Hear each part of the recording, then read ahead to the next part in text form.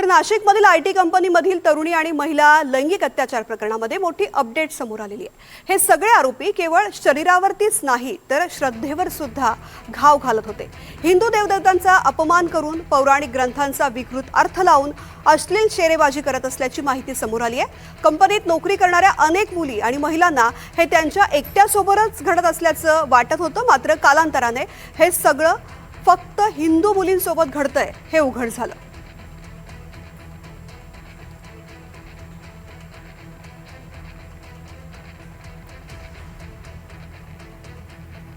तर नाशिकमधील आयटी कंपनीबाबत मंत्री नितेश राणेंनी गंभीर आरोप केले आहेत। काही कंपन्या कॉर्पोरेट जिहाद करण्याचा प्रयत्न करत असल्याचा दावा त्यांनी केलाय। मात्र अशा प्रकरणांना महाराष्ट्रात कुणी सुद्धा जागा देणार नसून सरकार कठोर कारवाई करेल असा इशारा त्यांनी दिलेला आहे।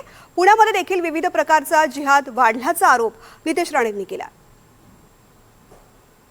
बघा, ह्या कंपन्या जे कॉर्पोरेट जिहाद करू पाहत आहेत, मुळामध्ये त्याचे जे HR आहेत त्यांनी ह्या सगळ्या गोष्टी जेव्हा त्यांच्या कंपनीमध्ये होत होत्या तेव्हा का थोबाड उघडलं नाही, का थांबवलं नाही? ह्या कंपन्या नोकऱ्या देण्यासाठी आहे काय जिहाद करण्यासाठी आहे? आणि आमच्या ह्या देवाभाऊच्या महाराष्ट्रामध्ये कुठल्याही प्रकारचा जिहाद होणार नाही, चालणार नाही। म्हणून एक कंपनीला जिहाद केल्यानंतर टाळं लागतं।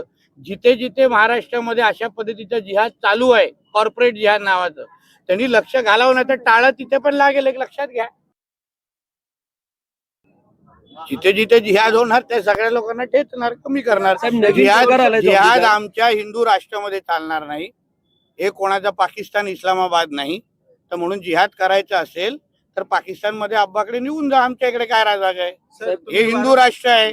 इथे हिंदूंची बाजू, हिंदूंना अगर कोणी धर्मांतर करत असेल जिहादच्या नावाने, इथे इस्लाम राष्ट्र बनवण्याचा प्रकार मनसुबे रचत असतील तर त्याचं उत्तर देण्यासाठी तर आम्ही इथे आहोत ना।